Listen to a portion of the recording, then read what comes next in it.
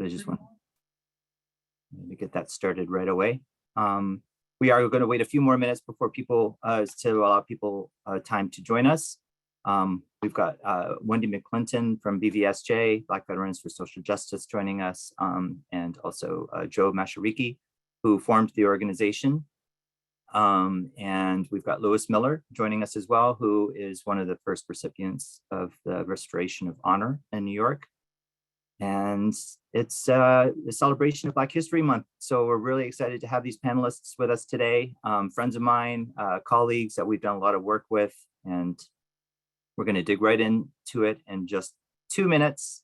I just always like to wait till 5 after the hour, because I think it's always a drag when you're a couple minutes late and you show up to these things. You're like, I missed the intros.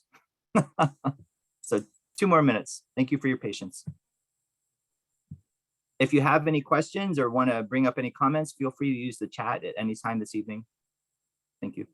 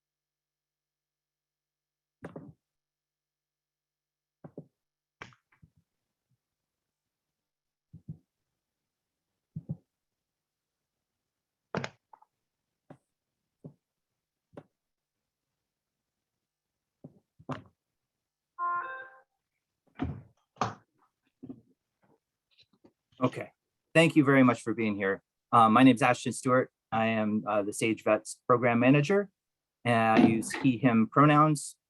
I'm a veteran myself from the first Gulf War, US Navy, and I'm just honored to have you with us today for this celebration of Black History Month with Black Veterans for Social Justice and Lewis Miller, who's a New York State Senate Veterans Hall of Famer. So is Wendy Mcclinton, our other guest, and Joe Mashariki. All 3 are in the Senate Veterans Hall of Fame. And Job is just joining us right now. This is great. I want to give you a little bit of a background here on our guests. I'm going to start with Lewis, who I met in February of 2020. And Lewis came to SAGE to talk to me about the Restoration of Honor. He was a 4.0 sailor. 6 years, perfect evaluation records, a dedicated sailor, dedicated to the Navy and to his country. But something happened, and he ended up getting an OTH because of homosexuality. But he took it upon himself to fight it. He, on his own, filed for a review at the Discharge Review Board. He also took his claim to the State Division of Veteran Services through the Restoration of Honor after we connected. And he was successful. He was one of the very first applicants to put in his application and get his honor restored through this wonderful legislation that we will be happy to talk more about later. But he is a very resourceful fellow. He's taught me a lot about this process of filing for SF-180s and different types of discharge forms, and it's just a lot that he will share later. We also have Wendy Mcclinton, who's joining us today from BVSJ, US Army veteran, served 10 years. She joined in 1994 for the Black Veterans of Social Justice. And as a result, for her reputation, professionalism, and devotion to duty, she was appointed to the national commander of the National Association of Black Veterans, in addition to working for a BVSJ. This position that she has also encompasses the overall responsibility for furthering the services of veterans while galvanizing and organizing veterans throughout the eastern region of the United States. Her dedication to veterans is no joke. She's been part of the Veteran Advisory Board in New York City for quite some time, and is very connected and dedicated. And I met her as soon as I got this job in 2018, and just a dedicated vet, and I love working with her. And we also have the founder of BVSJ with us tonight, Joe Mashariki. And I am delighted to have him because there's connection to the story that we're sharing tonight with the connection between BVSJ and the LGBTQ plus veteran movement that started through before SAGEVets with gay, lesbian, bisexual vets. With another Vietnam veteran, Job also is a Vietnam veteran. Don McIver was part of this group and saved all of these archives that he entrusted with us to us back in 2020. And I was going through some of the files and I found this one folder labeled BVSJ, and I'm like, I know that, let me check it out. And I found this wonderful statement that came from Job, stating the dedication to helping get this movement launched, to help them figure out how to fundraise, how to conduct outreach. And it stated in there that they were standing in solidarity with this movement, and it just really moved me. And so when I shared this with Wendy and with Jelani, they were both like really eager to talk more about it. And Job knows this history better than anybody. As I said, he's also in the New York State Senate Veterans Hall of Fame. He's been cited extensively for his dedication and organization and innovative approaches to service delivery and helping out his fellow vets. But Job, yes, please, the floor is yours, my friend. Well, I have to laugh because, you know, I don't know history better than other folks in terms of our interaction. All I know is that, you know, I was like eager to, you know, fight the power and to bring people in a lot of instances together. And all I know is like, you know, every day was, you know, an experience that I got up, you know, but I knew that, you know, people have to be able to kind of determine their own, you know, destiny. And that was very clear to me, you know, being young and being in the military. So I was always eager to, you know, kind of fight with as well, you know, an oppressed person, you know, so it was no big thing to me, which I think it was in Detroit. I'm trying to think of the date that I headed the, I think at that particular point, it wasn't the, you know, it was just reaching out to gay people and involving everybody in terms of the struggle and letting them know people are welcome, you know, get involved, push, help push.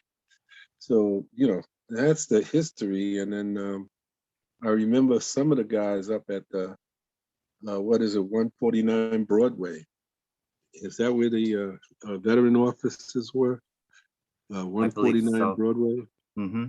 Yeah, like we fought to, you know, get a space that, you know, veterans could be at, you know, and be able to communicate and stuff, you know. So that's the kind of history that, you know, all the details, I was trying to go back and remember where you said the 16th Street Church. I was trying to remember the church and then the evening that we were meeting there and rallying and stuff, you know. But I was more interested in, you know, listening to the conversation, you know, because I think I was older then for most folks, and I'm definitely older now than a lot of folks. And, you know, just trying to, recall some of the moments that, were dear to some of the things we did.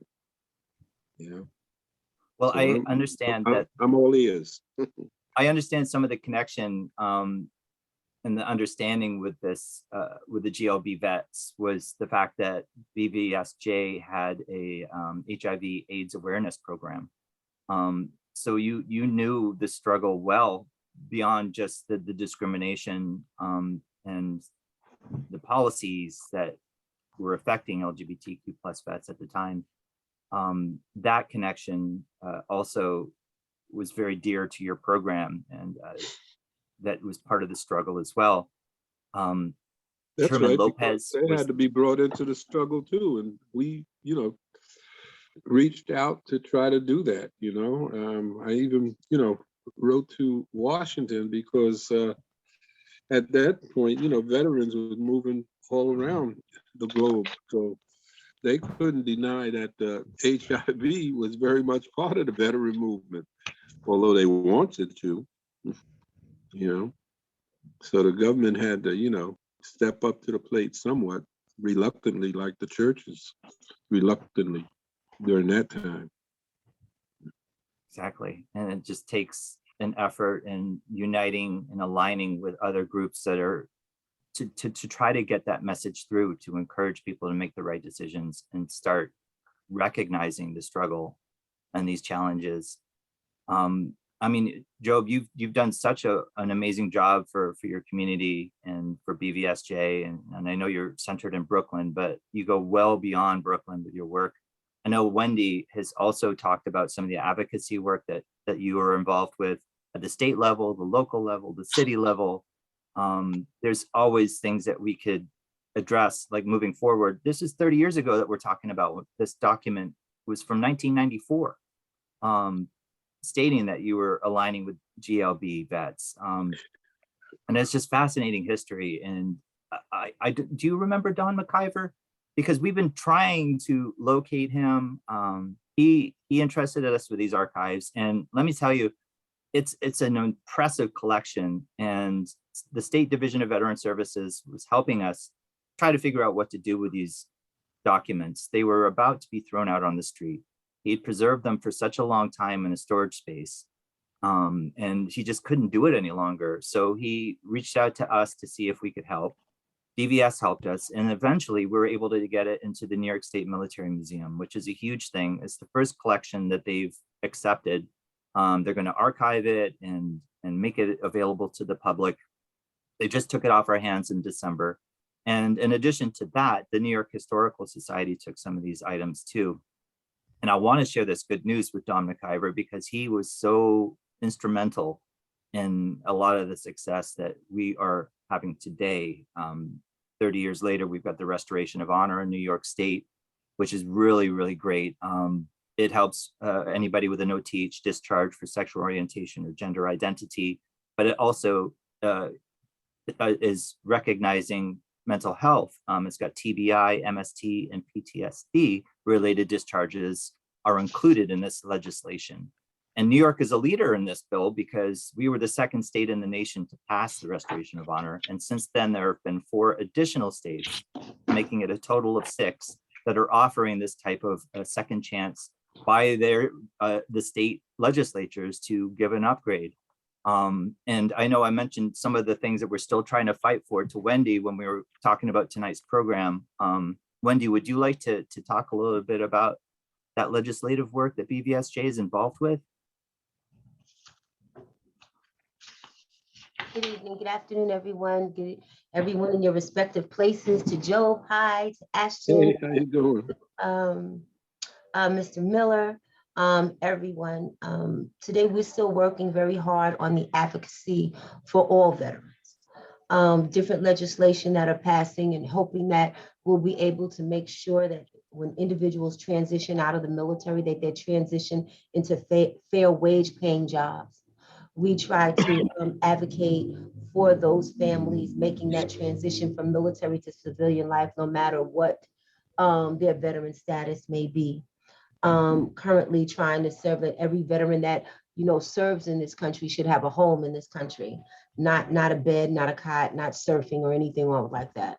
So we're still working hard. We're still in the fight to make sure that the legislation that goes forward, we're really pushing to make sure that when someone says, thank you for your service, is the service that the veteran is receiving equates to the service that the veteran gave. That's the advocacy, that's the move, that's the push through legislation, making sure housing, we're talking about home ownership, entrepreneurship, vending, all across the board, those things that help our veterans have a thriving life within a country that they service. Thank you so much for that, Wendy. I know that you joined BVSJ in 1994, right when this document was created. And the name of the document just strikes such a strong chord with me. Black Vets, a friend indeed to GLB vets. And boy, is that ever so truthful. From the day I met you, you've always been extremely supportive of the work that SAGEVets has been conducting in New York State, and invited me to your programs and given me an opportunity to talk at different events and share our resources, and it's just really appreciated. And I know that part of the outreach that was happening at the time with GLB vets was BVSJ helped us like figure that out and learn how to work with other veteran service providers and to advocate for legislation. One of the bills that we were talking about now is the Restoration of Honor passed, but there was one caveat that was not included, and that is a pension buyback bill. And that is for people who work for the state of New York and were honorably discharged. They have an opportunity to get 3% of their pension back. And it's significant, and it's something that's been earned. However, the Restoration of Honor, even though the state is giving that upgrade to honorable from OTH, we thought that this would be part of that, but they did not include it. They included it for teachers, but they did not for nurses or for transportation workers. And that's Senate Bill S6022. And it is in committee, both the Senate and the Assembly. But we certainly could use your support in advocating for that to get passed maybe this year in the next legislative session. But that's something that we weren't really prepared for. But I've learned so much from working with BVSJ and other groups and the State Council of Veteran Organizations, which we're a part of. They were behind the pension buyback to begin with. And so they were kind of alarmed to find out that this wasn't part of the Restoration of Honor Act because they had fought so hard for it. So they're certainly supporting it. I really hope that we could do some more with that. But as far as like the whole process of putting it all together, Louis, do you want to talk about like how the process went for you putting in your application for the Restoration of Honor? Oh yeah, well, it was pretty straightforward. At the same time, a little tedious. You have to put together certain aspects of it. You need your records. I happen to have my records, but they have to get your records. You fill out the application. And like you said, you have to have other than honorable discharge, for the various reasons like sexual orientation, post-traumatic stress disorder, sexual trauma.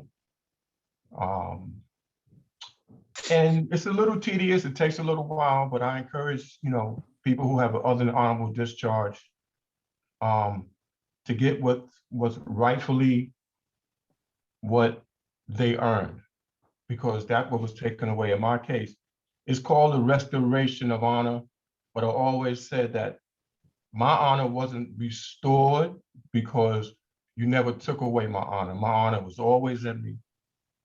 You took away the recognition of my honor.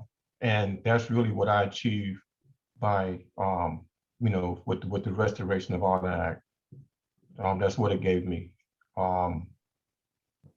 It doesn't give you everything that you deserve and what you earn, because it's only on the state level.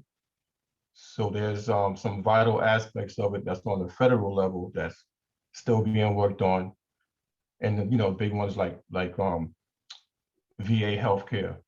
And there's a lot of people who got discharged, say for post-traumatic stress disorder, sexual trauma, stuff. They need that healthcare. And that's something that they got from being in the military. And this is how they came up with the difficulties that they have. And, the military is turning their back on them when they need them the most. And, the restoration of honor goes a long, long way towards not achieving it, but it's a big step. Yeah. Thank you, Louis. You're so right. The federal level is where you really need to get the upgrade for healthcare at the VA. However, there have been a couple of instances with cases that we've worked on that we have been able to show a service-related injury that will deem a veteran at a certain disability rating. And once they get that rating, then suddenly they're eligible despite their discharge. We've had a couple of cases like that. Job, I mean, have you been doing this a lot longer than I have? Have you been able to find other ways to find healthcare at the VA or get access to healthcare at the VA for somebody that has had a less than honorable discharge without getting the upgrade? Well,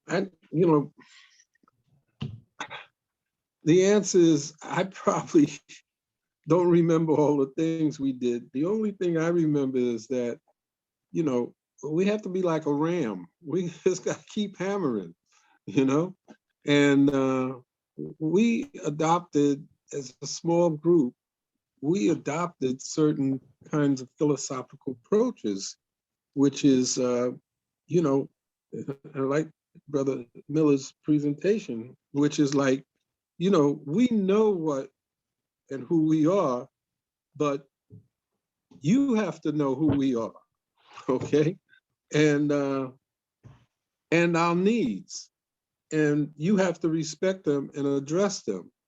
And it sounds simple in words, but making that come to fruition is a continuous struggle, which is, again, why, I can't take credit for too much of anything. I mean, and, my days now is more going to doctors, that kind of stuff. But the point being is that I still have an interest in terms of what is going on and how we change the government to give us what we need.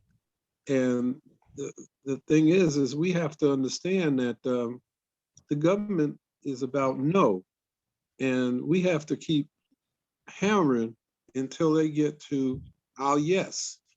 And so it's not always, what we need. It's about what we're going to make them do for us. You know what I mean? And that's the kind of effort that got to stay out there and be built in terms of generational struggle. And I deal with, a number of people that's, out in the street,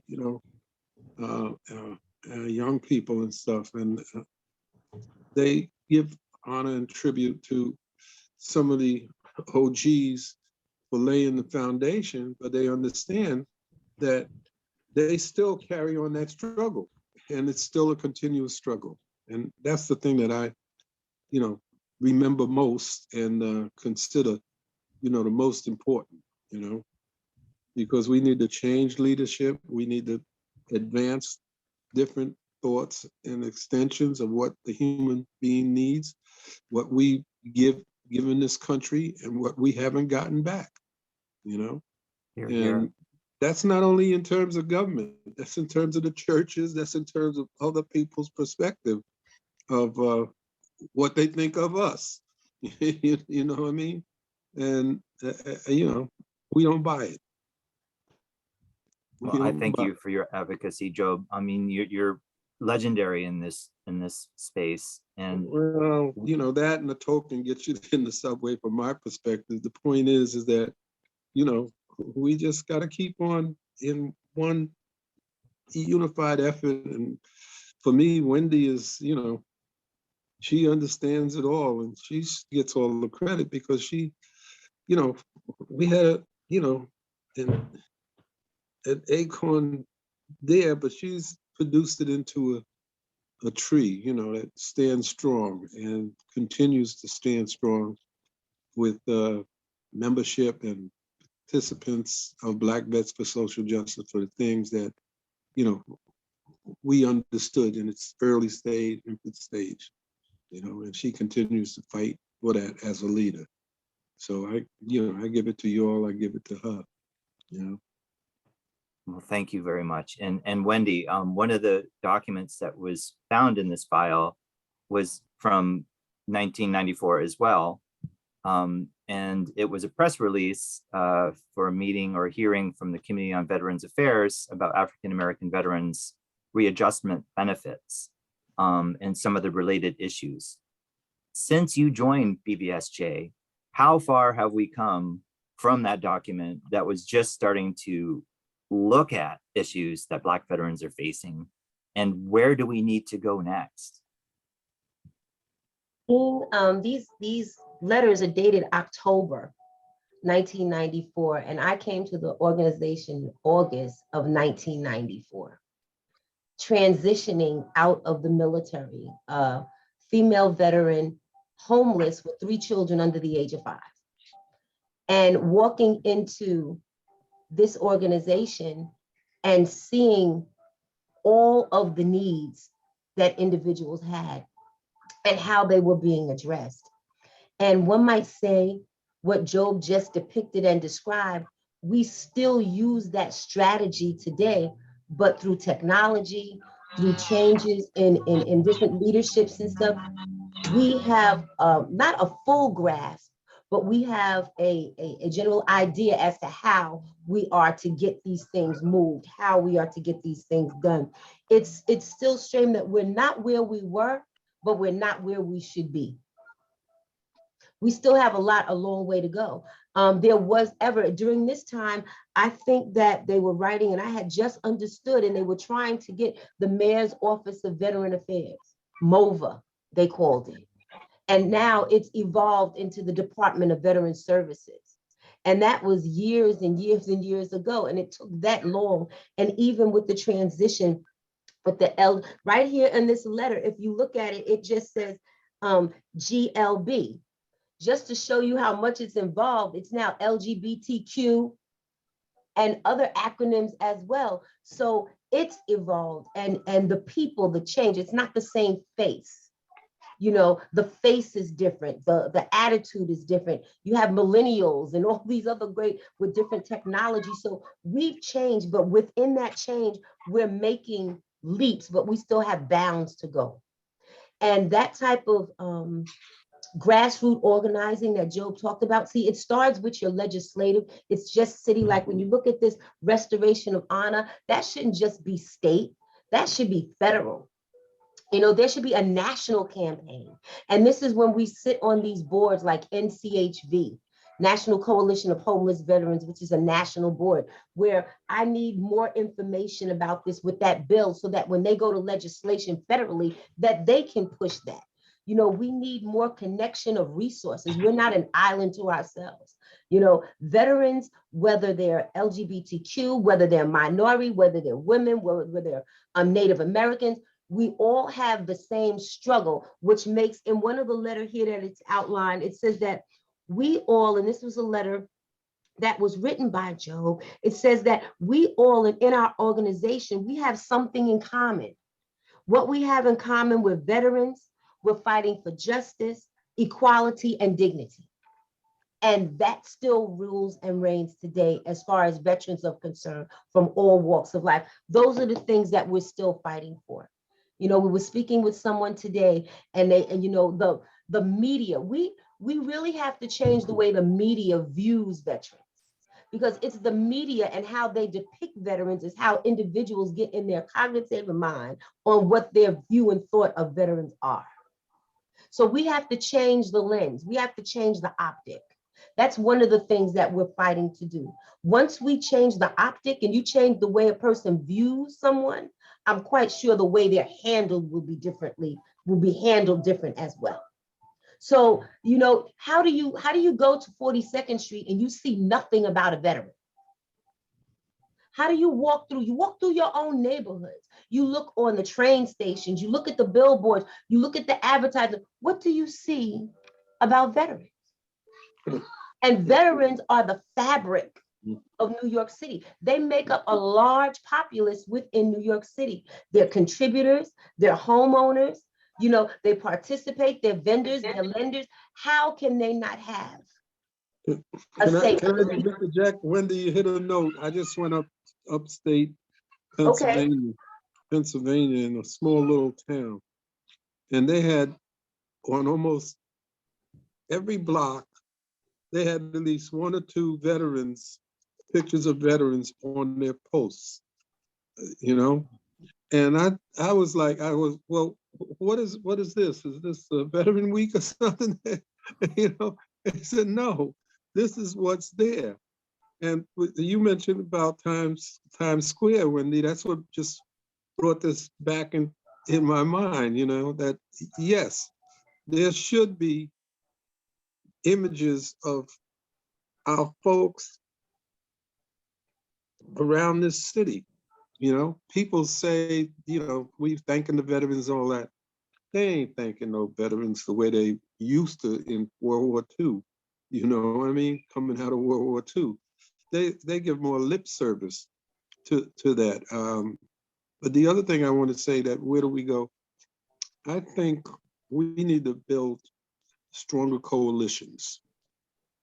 We need to build stronger coalitions and target certain places where we want immediate change to that, you know?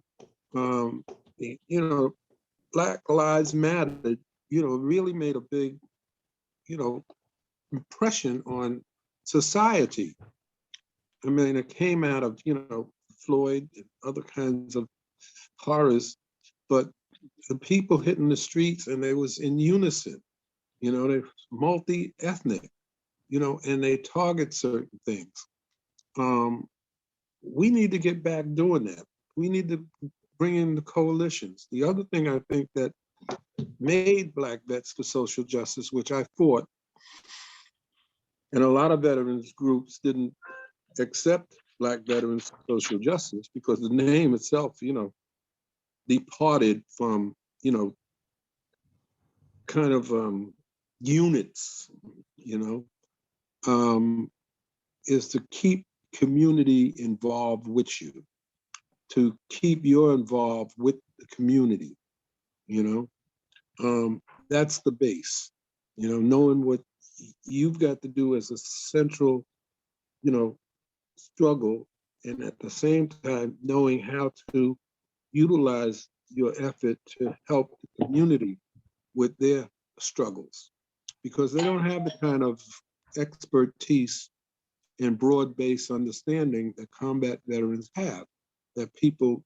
trained in the military have, you know, and it takes them a while to get it sometimes, but when they do, they really appreciate your effort in being there. We used to say everybody that's hired in this city, and no matter what department, should be hiring veterans in there to work in the leadership of that, you know, and to put that stuff out there and keep it out there in people's face, because this is just as much our society and our city as anybody else to think it's theirs, and it's ours more so. Thank you so much for that, Job. I think that unity with groups working together is such a strong way to get things done. And I think that one of the challenges that we have, that we recognize, is that a lot of the veterans that we're serving aren't in the veteran space. And that can be for a few reasons, but the main reason that we hear about the most is that they did not have a very pleasant time in the military. The policies that existed at the time led to discrimination or worse, abuse of many forms. And they don't want to recall any of that. I hear from veterans all the time that want to claim their veteran status and they haven't even thought about it for decades. I think if New York could really take advantage of this opportunity with the restoration of honor, because people are reaching out to us sometimes and saying, I heard about this bill. I read about Lewis Miller. He was so inspiring and I want to get my honor. And I've never tried to get a veteran benefit before. We're able to help them. There was another veteran that helped out. We helped out too, that got kicked out in boot camp after a really terrible incident that happened, and had told nobody about their veteran status until they were trying to find housing. And then suddenly they just felt like saying, well, I'm not a veteran, but I served. And they're like, what are you talking about? And then from there, we were able to get them a disability rating. We got them the veteran status. They were prioritized for housing. Their lives changed dramatically, and we're still working with them. Now they're a 50% disability rating. They're getting healthcare at the VA. It's just one thing after the other, and all because they finally said, yes, I think I'm a veteran, but they weren't sure. But we could like highlight this bill and say, hey, you know, New York's behind you. If you have an OTH discharge and you served, you are a veteran in New York State, and we are here to help you and support you in Times Square. They should put that everywhere. Today's the 2-year anniversary of Ahmaud Arbery's murder. We're seeing justice with that case, but there are so many cases for veterans and civilians that we're not seeing justice for. And Louis, I don't know if you're willing to talk about this. NILAG is a wonderful, they have a wonderful veteran pro bono program. They're assisting him trying to get his service records to appeal the Navy board to get the upgrade at the federal level. And they shared some of the insight into his case that led to the discharge that was really shockingly eye-opening. Louis, do you want to address that at all? Well, you know, it is, yeah, just to relive that, it's like in my case, and I'm pretty sure in a lot of people's cases, that's one of the most horrible things that happened to you in your life. And you're really stigmatized by it. And, you know, you know, to go through the process, you have to relive it. And like you were saying earlier, a lot of veterans, they don't come forward. They don't, after many years, you know, because they don't want to relive the horrible things that happened to them in their life. And that's basically what I'm going through now, having to relive these things that happened to me in the military. You know, being unceremoniously discharged. You know, and I consider myself a person who had the ability, and I exhibit my ability. Like you said, I had 4 evals for almost 6 years straight through. And because of, I would call it a careless whisper from a good friend, which all it took at the time, all it took was one person to say that 2 people had a relationship. And that's all it took for investigation to ensue and discharge proceedings to come about. You know, so I'm reliving all of those things, but it's going to be worth it in the long run. It's going to be worth it because, you know, being discharged like that, it kind of, it takes away your dignity and your pride. Can I you know, say something, brother? Can I say something? I don't want nobody to relive tragedy. Yeah. We have to get people to take on other kinds of challenges that makes them feel good and makes them understand the worth and the value that they have, that they don't even want to entertain that discussion of reliving anything because they know it wasn't really accurately interpreted correctly, and therefore the change has to be the thing that occurs to address that, not the reliving of it, and not the reliving of it. And that population is the population that Black vets went out and organized, the population of which I'm still one of them. Today, I don't even want to go to the VA for the kinds of problems I have medically. You see what I'm saying? Because I know the crap they take you through. But the point being is that that's the population that we reached out to get them to say, fuck all that bullshit. I know what I got to contribute, and I'm seeing a way that I can contribute it and reach out to them to make that contribution and put more value in their life. Because, Betty Shabazz said to young people, she said, we don't have to be apologetic for nothing because we didn't cause it. And so my view is that we got to get people to embrace challenges as opposed to trying to address some shit that happened with them that they know wasn't right, because that may never be corrected.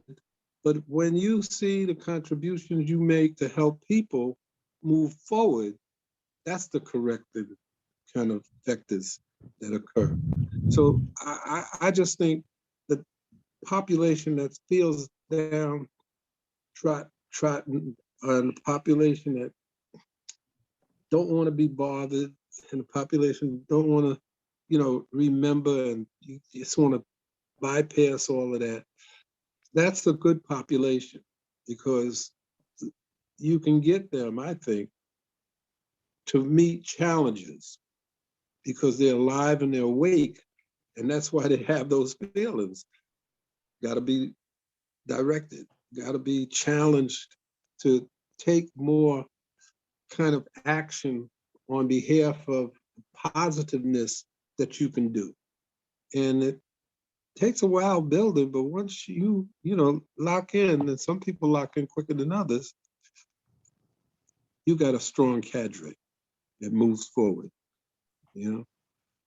So all of us, listen, I don't know why there's not total revolution in this country, all the shit that's been done to everybody, every ethnic group, But I think we kind of stall too much in terms of licking our wounds as of going out there and fighting and helping the brothers that fell to get back up, because everybody can get back up. That's part of the spirit and the religion that we're all redeemable.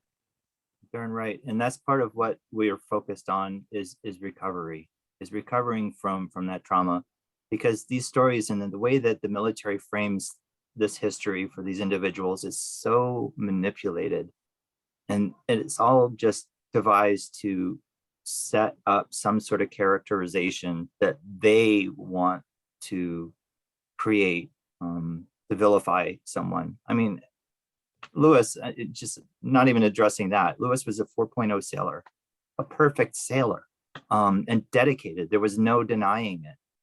And yet he found himself in this careless whisper scenario that led to his discharge, that ended his military career. And that is such a huge loss for our military. So he is overcoming it. He is fighting it back, and he's working with himself to overcome these things. As are many of the veterans that we're working with individually, putting programs together like this, talking to legislators about this history and the importance of continuing this work, because it's certainly not done. BVSJ is certainly not done. What is happening next? Like, what are your priorities for the fiscal year 23? Wendy, Job, do you want to address that? My priorities are staying alive. That's all I can say at this particular moment. Wendy's, again, she has, control of the ship and been, maneuvering it, where it's got to go. But again, it all takes time. It all takes time. Nothing's going to happen and change in a day. I mean, I was a radical young cat, you know, that I thought, you know, we could conquer the world. It ain't happening, you know. And you got conscious opposition today, you know.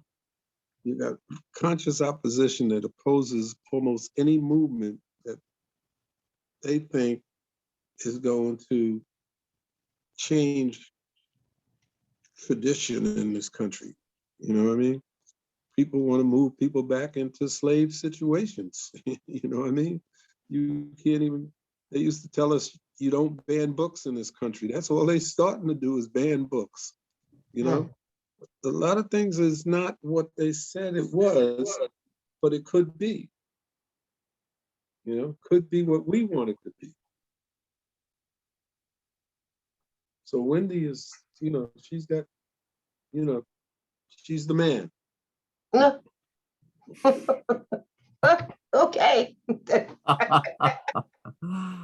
No, I think the agency's goal for 2023, we're still bouncing back post-COVID. Having to continue not only to serve veterans, but we serve the community as well. Trying to find, and our efforts this year moving forward is moving that veteran agenda forward. We're going to start in May with our Veterans Day Parade, our Memorial Day Parade, and we're going to use that to propel, as Job said, Black Lives Matter, well, veterans' lives matter. And we're going to be doing a lot more advocacy. We're going to be doing a lot more rallies. We're going to be doing a lot more teaching, a lot more educating on the needs of veterans, pushing different legislative pieces forward, both city, state, and federal. We're going to see how that we can get New York City veteran friendly. We've taken on that role, and that's what we intend to do.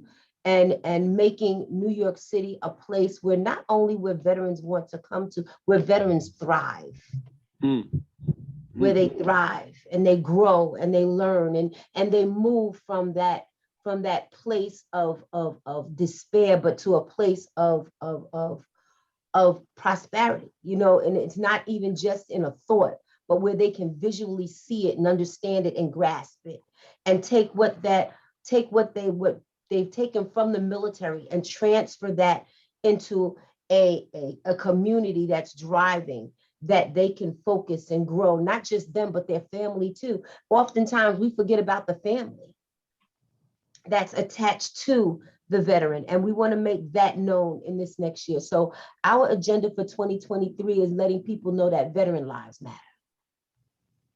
All of them.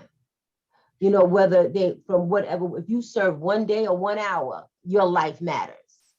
And in that 1 hour, the military could change you for the rest of your life. That is So one of that's the what most, we're going to be doing. That's awesome, Wendy. And one of the greatest things about New York City is that they recognize veterans who serve 1 day or longer. The City Department of Veteran Services has recognized vets in that situation for as long as I've been doing this work. And last year they had the hearing at the City Council to make that part of the city charter, to make that official language, to match DVS's goal of recognizing anybody who served 1 day, you put the uniform on, you are a veteran and you are eligible for local services. But you're right, we need to get that at the federal level and the state level. I mean, federal level would take care of everything. And there is a bill out there that was introduced in 2016, I believe, that is similarly based on the restoration of honor at the federal level, but it's never seen the light of day. But Ashton, a lot of the stuff, a lot of the stuff that we need to have done in the veteran community doesn't require legislation. Sometimes it requires individuals becoming aware, astute, and making a change. Everything that we need right here within the city, if we could get this new administration to take a look at veterans the way they took a look at other veteran agencies, other city agencies, and not have veterans at the bottom of the totem pole, but maybe in the top 10. We're like in the top 90.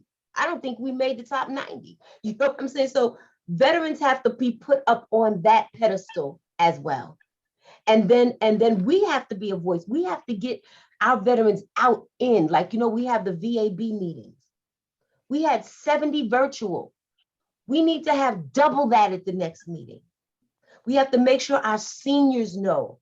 We have to make sure everyone is welcome, getting them out within that to make that. Once they understand and see the need, they don't understand. When we're at these meetings, we need to have these other agencies, because until we can get the veterans their disability or get the veterans services, whatever they may need to get them through, we need these other agencies to pick up the mantle and assist, because there's still individuals that fit into those other categories. Do you know how many veterans have children in foster care?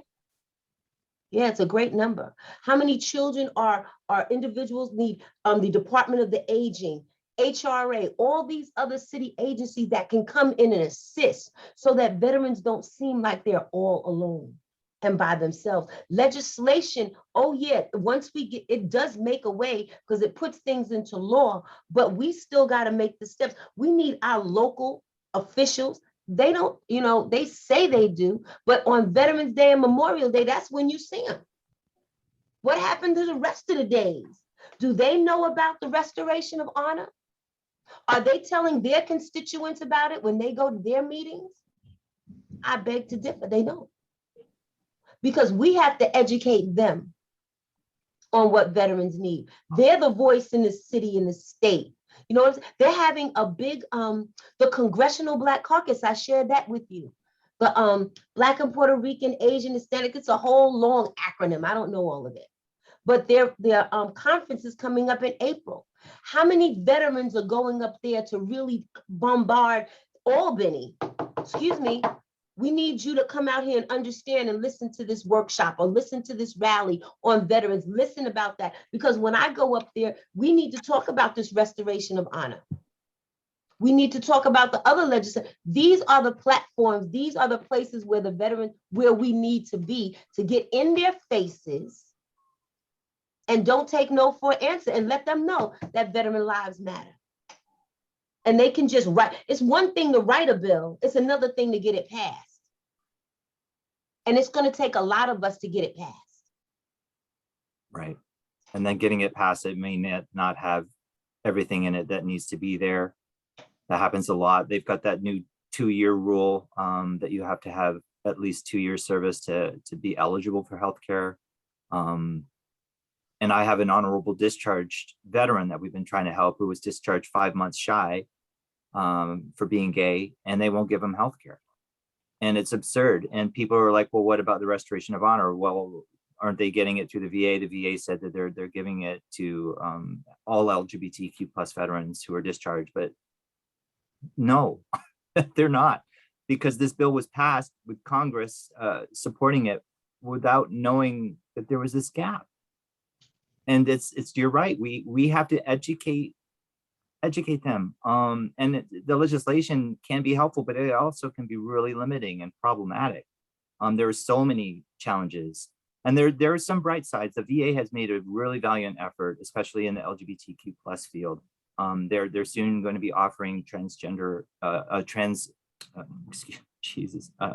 affirming surgery, which is huge. And they're still trying to figure out how to implement it. Like, are they going to make it available off-site? Are they going to do it internally at the VA? They're still working that out. They have LGBT veteran care coordinators at the VA. They have women veteran coordinators at the VA. They have minority coordinators. They're trying. They do cultural competency trainings. They're making an effort. The new secretary has been very vocal about these efforts, but there are so many other gaps. Like, what about housing for female veterans with children? Where do they go? I mean, housing is such a struggle for veterans to begin with, but if you've got children, then it's from what I understand, it's basically impossible. I want to take a pause here for a second just to see if there are some questions out there. We've been sharing a lot of amazingly powerful information here. People can unmute themselves, they can put a question in the chat, but I just wanted to put that out there while we continue. And Job, thank you so much for taking the time to be with us tonight. I know you're on vacation with your family. I really appreciate you taking the time. I ain't on vacation. You're not? I'm not on That's vacation. my fault. I told him I thought you was on vacation. I said he was gonna call in from vacation.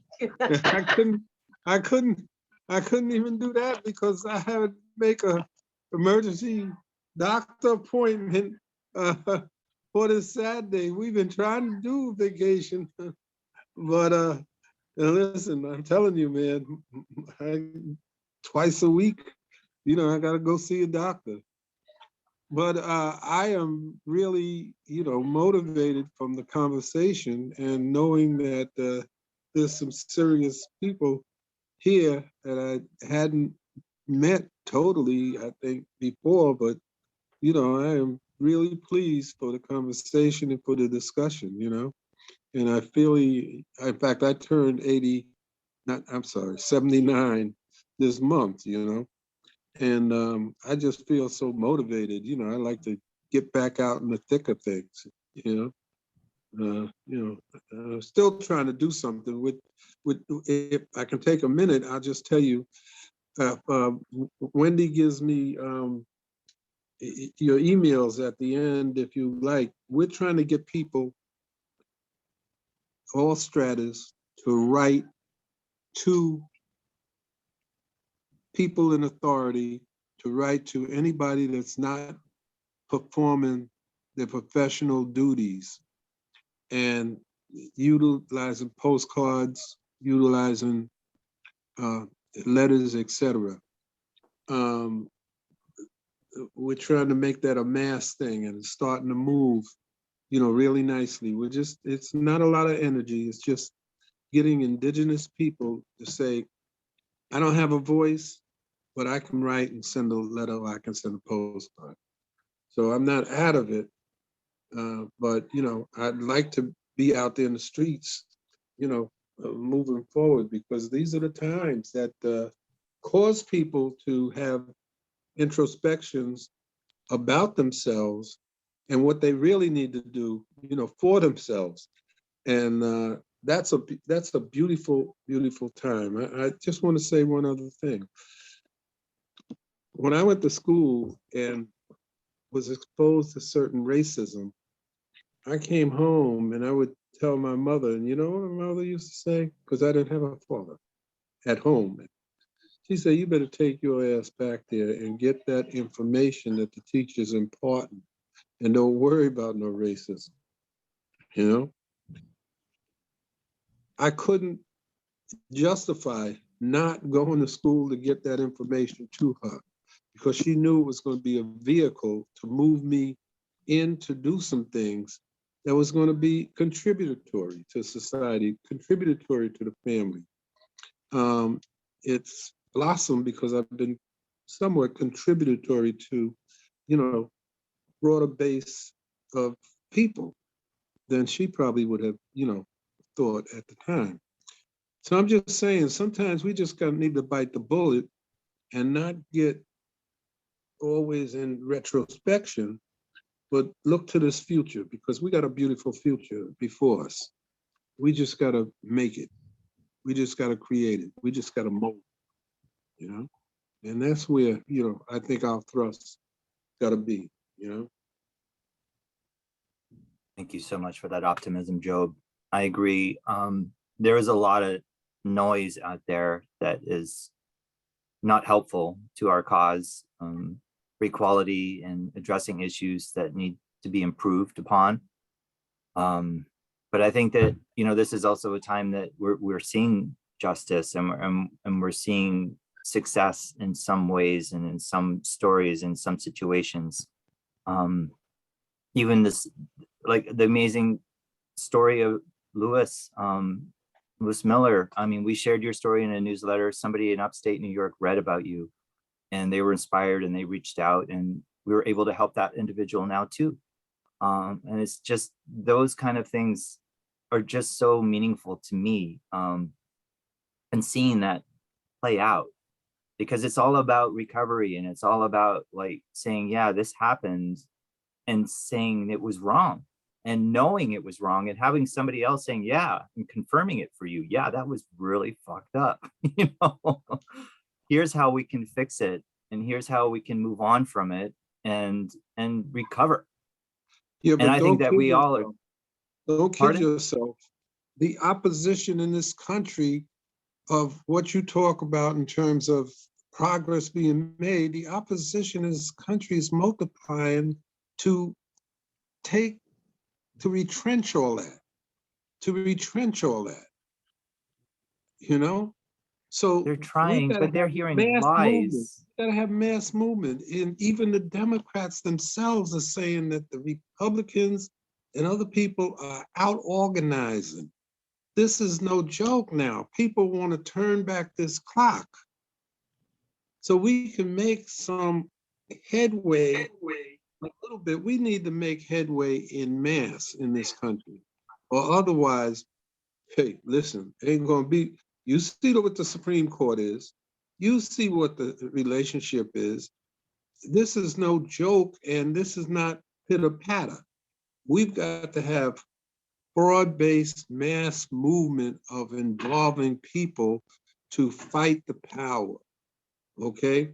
These guys are not playing. They got guns, they got armament. You didn't hear the report of all the cash armament that the armories was keeping in the South and Midwest that's gone. They can't even account for it. This is no joke. I just want to throw that out. This is no joke. This is not just a service vehicle. This is something that we have to utilize to organize big time. Because there, 10 years from now, maybe 20, the next election or something, all of this stuff might be kicked out. So I just want to bring that out because this pitter patter stuff is not, where I am at this particular point. We got to get serious about working together, about organizing, about reaching out for meaningful stuff. The reason a lot of times you see the progress is because we didn't even have, when we was organizing, we didn't even have anybody in government, in City Hall, to identify helping veterans. It was only because we went there demonstrating. We had a coalition of whites, blacks, and one brother, Angel Almadina, who reached out to the Puerto Ricans.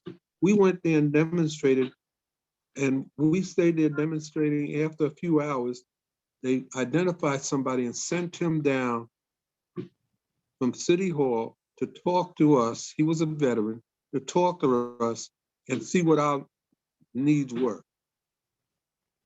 There was nobody there until we got there. So they have a commissioner, they have all these things now. It's only because people have been fighting for it. If you got Well, the fight continues. The fight will definitely continue, Joe, I think. Move forward in the fight. We're in it to win it. We're in it to educate.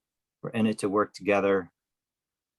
And I am definitely going to keep thinking about organizing and trying to remind people that, we are all brothers and sisters, regardless of everything else. We are all human beings.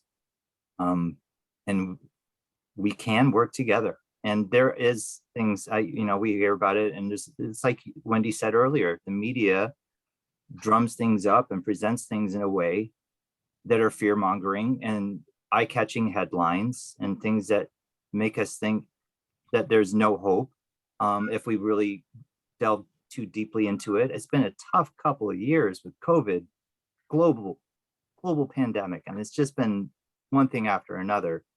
But there's hope, and there are signs of people. You said it. We're in it to win it. Yes, We're in it to win it. Everything evolves around that, as far as I'm concerned. Win. What does it take? What do we have to do to win? That's the factor, to win it. Because it is a battle. And if we lose it, hey, listen, you know, a lot of folks are gonna suffer because I'm sure you're all intelligent, you're keeping up with what's going on. The Supreme Court, how they're ruling, you know, what the Army is switching over to and kicking people out, you know. Some people are very serious about turning back this clock because they see their livelihood changing. Well, we That's certainly what I thank got. BVSJ for that day back in 1994 when you came to our help for LGBTQ plus vets and recognized the struggle and gave us a helping hand when nobody else would, to learn how to fundraise and to conduct outreach and to unite with you and to join the cause. And that made a tremendous impact, Job. And I thank you very much for that support because But it's, remember, it's we was just, uniting with you as well. We was hiring people too. We were doing other things in terms of supporting people. So it wasn't a one-way street. I just want you to know that. And, you know, I appreciate what's being said and what's happening. But again, I have to bring, you know, some kind of, you know, red light to some of this stuff because it's not always green. I definitely hear you. How about some closing thoughts? Louis, you haven't had an opportunity to share for a bit. What are your closing thoughts tonight? Well, as far as I can speak on the restoration of honor. I can speak on that. My closing thoughts of this, if there's any, well, there are people out there, and I encourage them to take advantage of the opportunity that we have and to, you know, regain some of their honor and join the fight, you know, because we got a long way to go. You know, we got to go to the federal level, you know, and I hope I can be involved with getting other people on board to do the same thing, you know. Awesome. Thank you very much. Wendy, closing thoughts? I think my closing thought, what I'll leave it with this phrase, it's called forward ever, backwards never. That's our closing thought.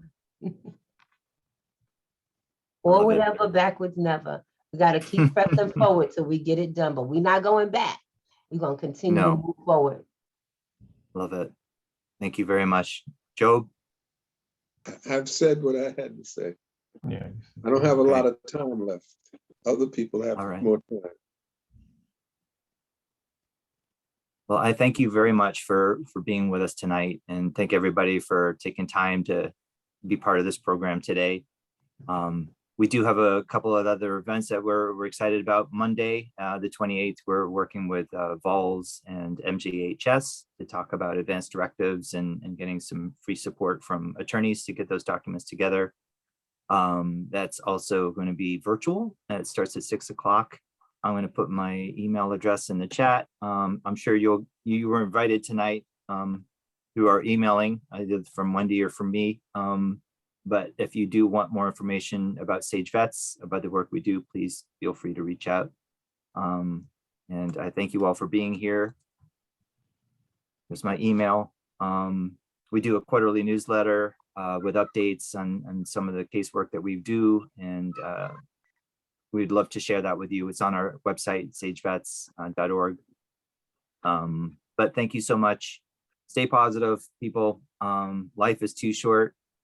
And my heart goes out to all of you. Thank you so much. And have a good evening. Thank you for having me here with you. It's been a pleasure. Thank you, Ashton. Excellent job. Excellent time. We have to do this more often. Definitely. Not just during the holidays. So you need to schedule some more chats. Okay. Yes, I would love that. Moving. You got it. Or dinner.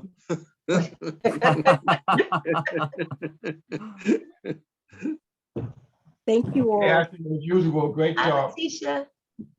Thank you so much, Bye, everybody. everyone. Good Good night. All right.